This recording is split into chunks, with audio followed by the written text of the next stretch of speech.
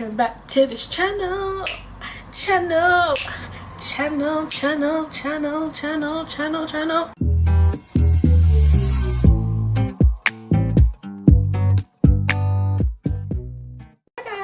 So it's been a minute from the last time that I uploaded a video into today, and I know I look a little bit different. I'm bringing you natural hair realness, okay?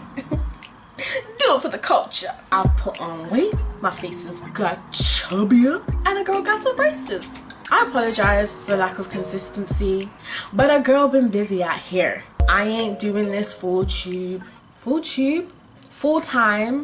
YouTube business.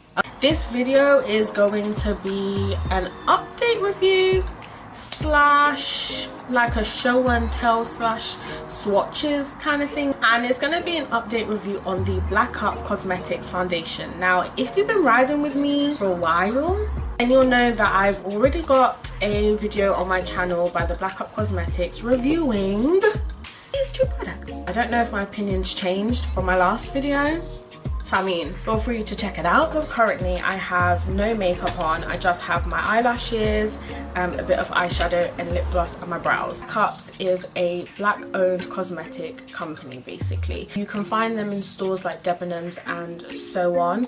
They've got a diverse range of colours and tones, so you're probably better off trying the samples first. So there's two different foundations that I'm going to be trying out for you. The first one is the Mattifying Fluid Foundation, and that's in the colour 14, and then I've got the full coverage cream foundation, and that's in the colour 13. So the first one that I'm going to use is the Mattifying Fluid Foundation.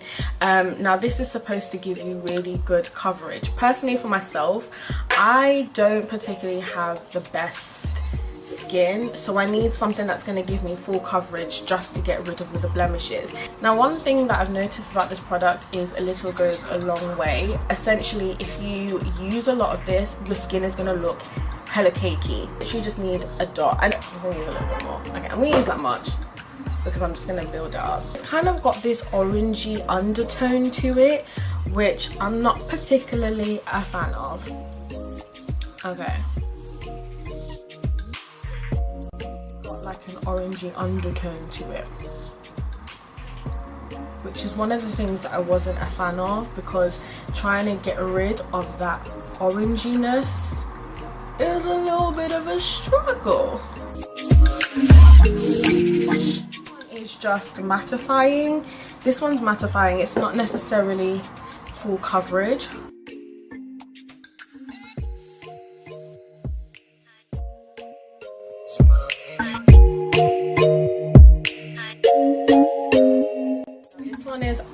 Like I said, the colour 13 is full coverage, so essentially I'm expecting it to cover everything without having to layer too much on top.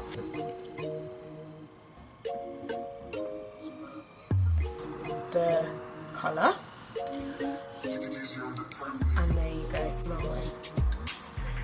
Okay, so look at the difference already. I've put that on and it's literally straight away covered everything.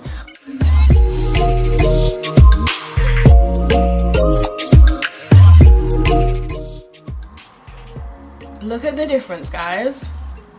Look at the difference between this side and that side. So on this side you can kind of see some of my blemishes, but on this side it just looks so much more sleek.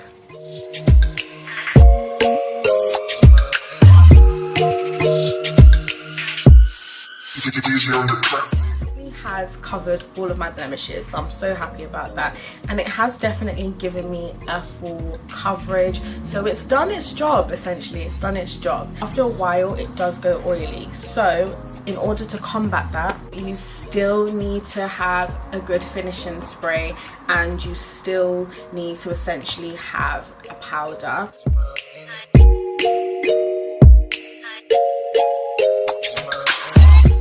pros and cons to both of these products. So this one is obviously the Mattifying Fluid Foundation. It definitely lives up to that. As you probably saw when I put it on, it definitely did give me a mattifying appearance. One thing that I would say is if you're somebody who has oily skin, this one doesn't really last as long. You'll find after maybe half an hour or so it will go oily. For oily people, this may not be the best, so to speak, whereas with this one I absolutely love it. This one is basically like a liquid foundation. It has that liquid consistency to it, so when you're using it on its own, essentially it's quite thin. It feels quite lightweight feeling, so if you're somebody who doesn't really like that feeling of having foundation on, then you're gonna like this. And it does give you a good coverage. I mean, I'm not gonna lie, you may have to build it up, especially if you've got really